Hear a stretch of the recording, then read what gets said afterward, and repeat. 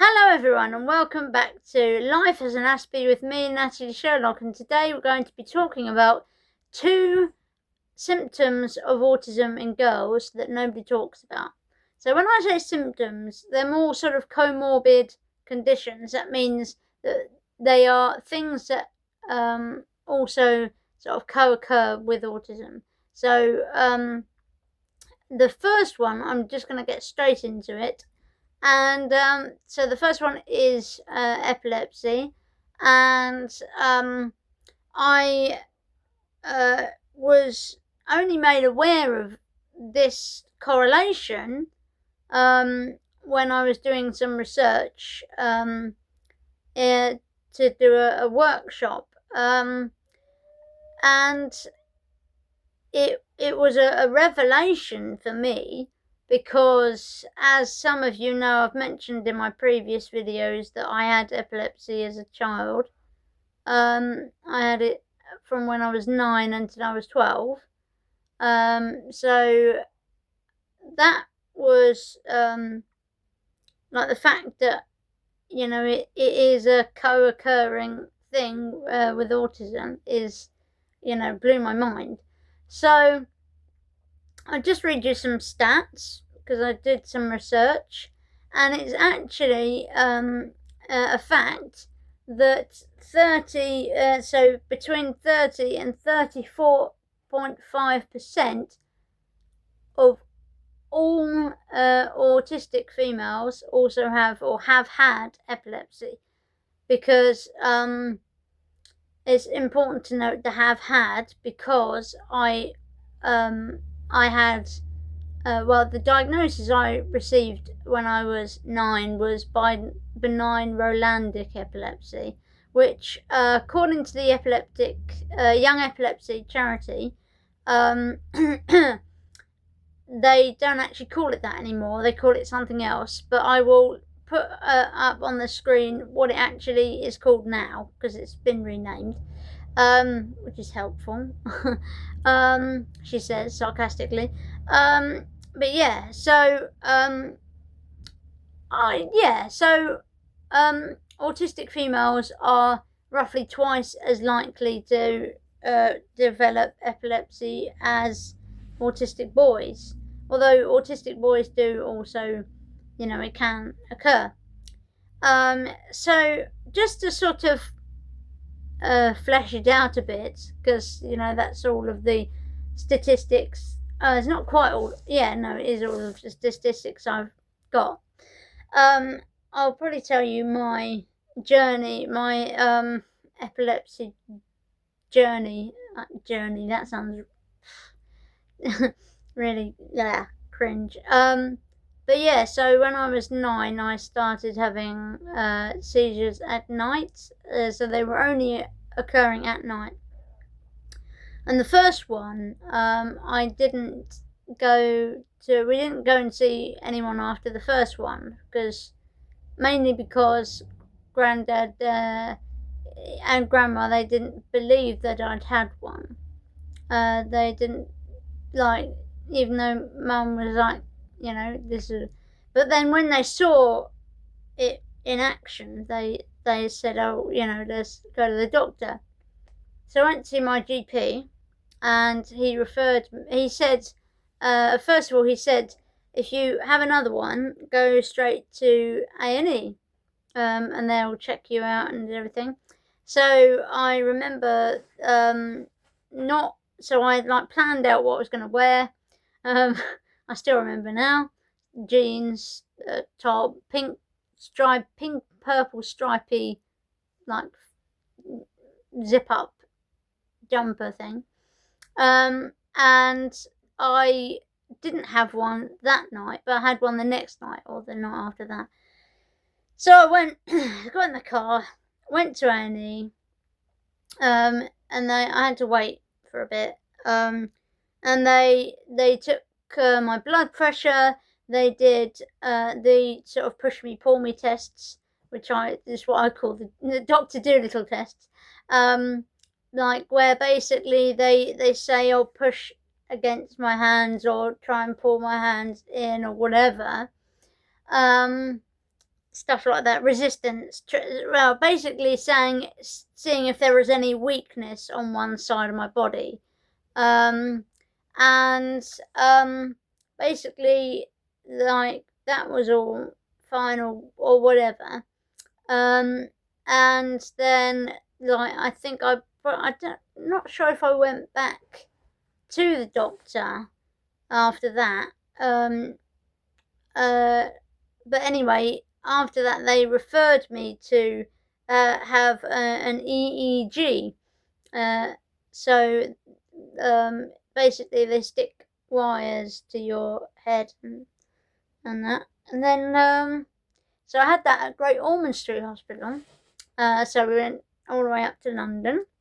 And I was upset at the time because I really wanted Grandad to be with me, to come with me, but he was poorly at the time, so he couldn't come, and I was sad about that. But we saw the BT building. That was a buzz. I don't know why. It was so exciting to see the BT building.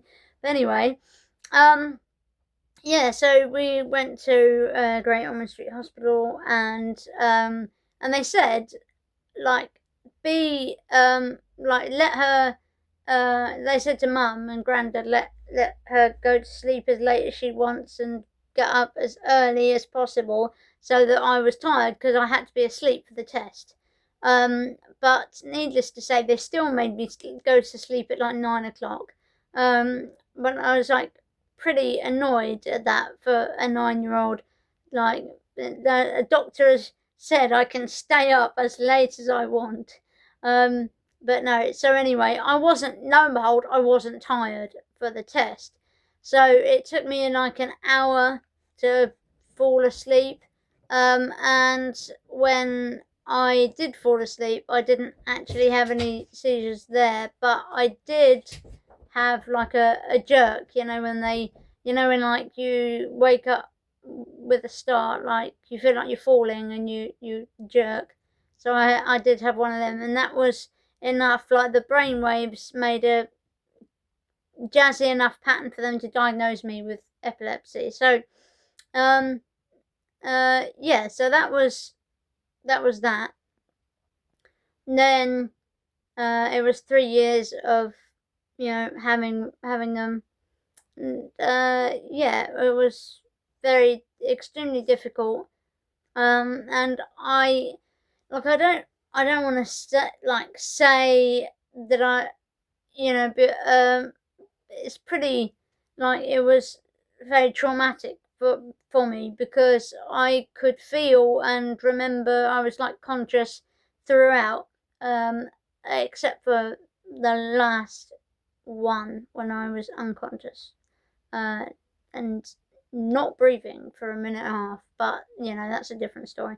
Well, I mean, it's related, but anyway, I survived, thankfully. But anyway, the connection with autism, if we'd have known that when I was 9, like, this could have been a whole lot easier. But oh no, my neurologist didn't pick that up. And at the time, Mum was like worried that I had like a heart condition. She was worried about that because she heard a story of these little girls, these twins that had the seizures and that, and it turned out that they had like a heart thing.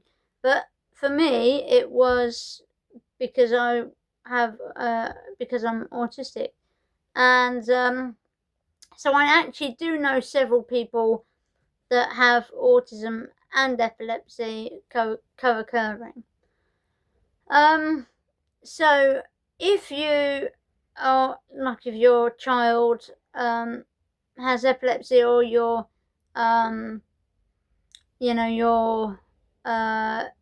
had it as a child, or you still have it, and you think you're on the spectrum, then like, ask your doctor, your neurologist, your whatever, whoever you're going to see, to just like check it out to see if that is if that is relevant to you.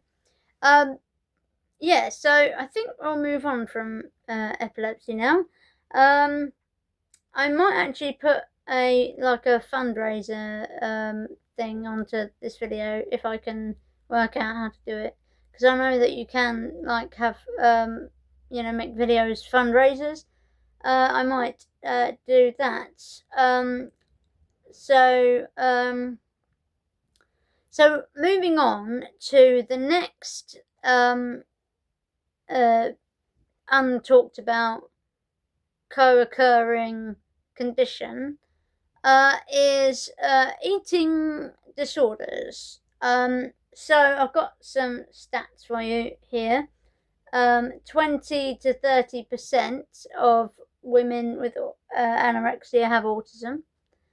10 to 27.5% of females in specialist eating disorder treatment have either pre-existing or newly identified autism, and there's a higher risk of autistic girls developing eating disorders, anorexia, but specifically with autism, it's much more likely for the eating disorder to be ARFID.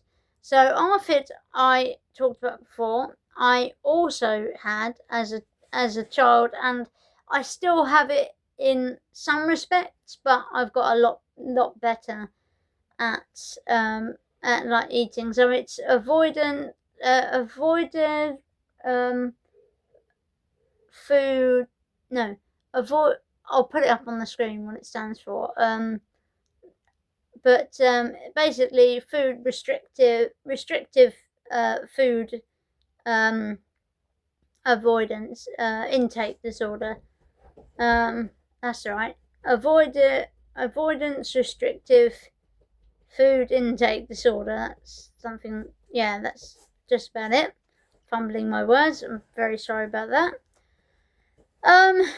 So ARFID is essentially, well, it's more based off of textures and the way food feels in our mouths than body image. So obviously anorexia, the most common eating disorders that are based off of body image. A person has sort of a dysmorphic image of their bodies, and they feel like they need to lose weight.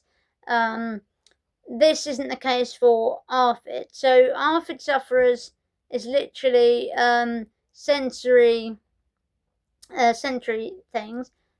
issues, and it is really important for parents to understand, and doctors as well, that it's not just fussy eating or picky eating, because that is just really damaging, and it doesn't get anyone anywhere.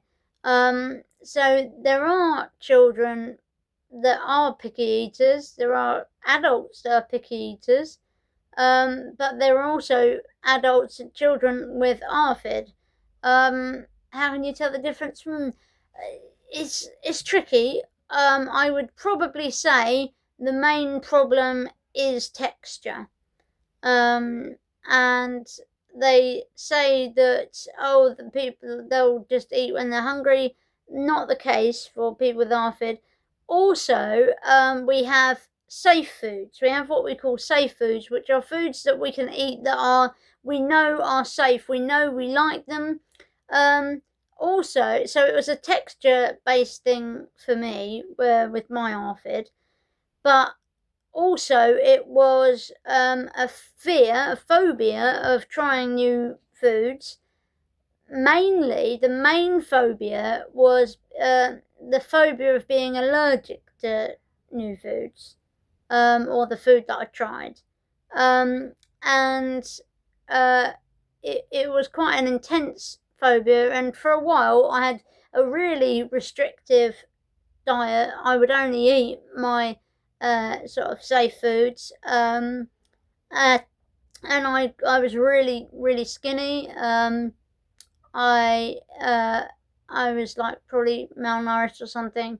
So I was put on like meal replacement, like nutritional shakes. Complan. It was the stuff that other brands are available. This is not sponsored by Complan.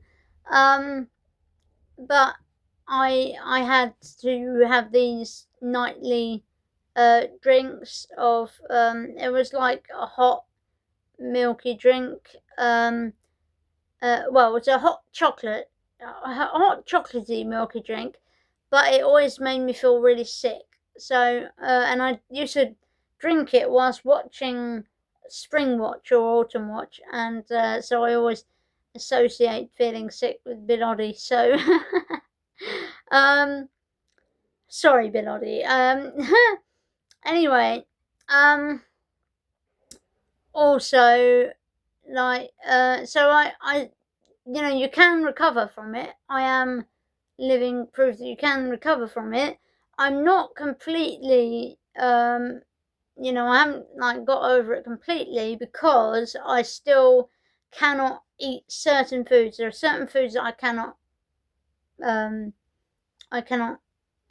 eat, like porridge, bananas, rice pudding, the inside of tomatoes, wet cereal, like anything sort of soggy or mushy. It just makes me